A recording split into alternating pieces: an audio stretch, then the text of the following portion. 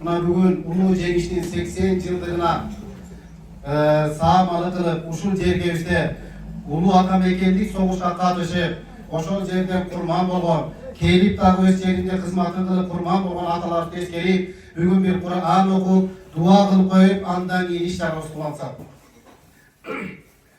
A'udhu billahi mineşşeytanirracim. Bismillahirrahmanirrahim.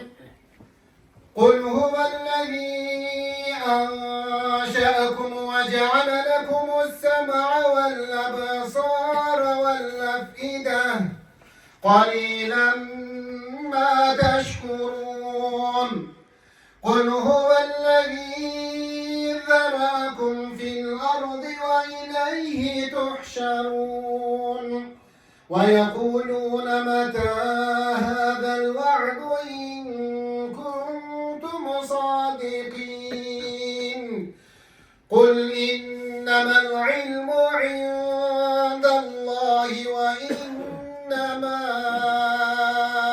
أنا نذير مبين صدق الله العظيم سبحان ربك رب العزة عما يصفون وسلام على المرسلين والحمد لله رب العالمين آمين تلاوة القرآن صلاة الإيمان يا رب العالمين Özünden kelimetli ulu Kur'an ayetlerinden payda olan savaplardı.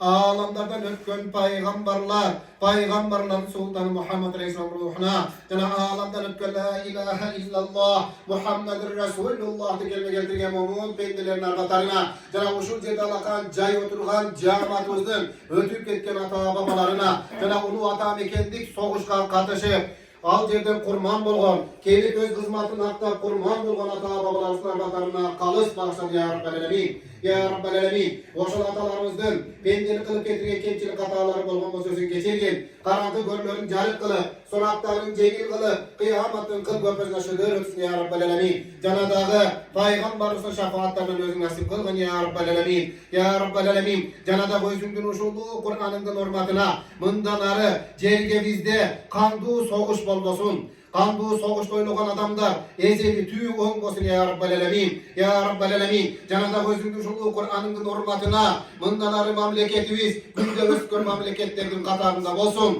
Jaşlarımız imandu, namuslu bolsun. Kızlarımız imandu, uyatlı bolsun. Uşu qarılarımız dövletli qarılardan bolsun ya Rabbel Alemin. Ya Rabbel Alemin. Mındanarı Allah Teala daim özü bizni koldasun. Jerge bizde eş jamandı, kırsık, bala, apat bolbosun. Akça baylık jürekterge tolbastan iman gana jürekterge ornasun. Ve sallallahu ta'ala ala hayri halqihi Muhammed ve ala alihi ve ashabihi ecma'in. Elhamdülillahi rabbil alamin. Amin.